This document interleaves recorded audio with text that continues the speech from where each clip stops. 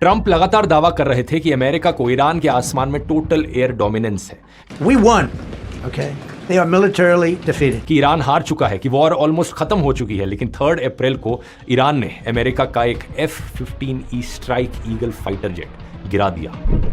Qatar के prime minister ने 2025 में भी इसके बारे में वार्न किया था कि अगर इस न्यूक्लियर पावर प्लांट को नुकसान पहुंचता तो गल्फ कंट्रीज में कुछ नहीं बचेगा, ना पानी, ना मछलियां, ना कोई जिंदगी।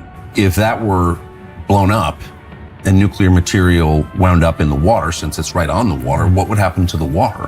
This will be basically entirely contaminated. No water, no fish, no, nothing. इस पूरे न्यूक्लियर ड्रामा के बीच जो एक्चुअल टर्निंग पॉइंट था वो 3 अप्रैल को देखने को मिला और इसने ट्रंप के हर एक दावे को झूठा साबित कर दिया। ट्रंप लगातार दावा कर रहे थे कि अमेरिका को ईरान के आसमान में टोटल एयर डोमिनेंस है। We won. Okay. They are militarily defeated. कि ईरान हार चुका है, कि वॉर ऑलमोस्ट खत्म हो चुकी है। लेकिन 3 अप्रैल को ईरान ने अमेरिका का एक F-15E strike eagle fighter jet गिरा दिया।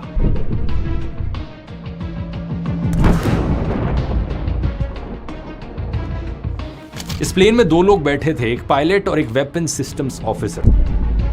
दोनों ईरान की जमीन पर जा गिरे। हालांकि पायलट को तो कुछ घंटों में रेस्क्यू कर लिया गया, लेकिन दूसरा बंदा जो इस प्लेन में बैठा था उसका कुछ पता नहीं चल रहा था। अब इस पॉइंट पर ईरान और अमेरिका के बीच एक रेस शुरू हुई। इस बचे हुए आदमी तक पहले कौन पहुंचेगा। अगर ईरान पहले पहुंच जाता तो एक अमेरिका का कर्नल ईरान के हाथों में होता, जो ट्रंप के लिए इतनी बड़ी एम्बैरेसमेंट होती कि पूरे वॉर का रूल ही बदल जाता। ये एयरमैन जो नीचे गिरा था, ये 24 घंटों से ज्यादा तक एनिमी लाइंस के अंदर अकेला छिपा रहा। इजेक्शन में आई चोटों के बावजूद ये 7000 फीट की ऊंचाई तक चढ़कर गया, हाइक करा और वहां जाकर एक पहाड़ की दरार में छिप गया। इमरजेंसी की सिचुएशंस में यही प्रोटोकॉल है कि अपने आसपास के एरिया में जो भी सबसे ऊपर वाली जमीन दिखे वहां पर जाकर छुप जाओ। यहां इसने सिर्फ 3 शब्द का एक रेडियो मैसेज भेजा, God is good. American officials को पहले लगा कि यह मैसेज फेक है, जिसे ईरान ने भेजा है ताकि रेस्क्यू के लिए अमेरिकन फोर्सेस को बुलाकर उन्हें एम्बुश किया जा सके।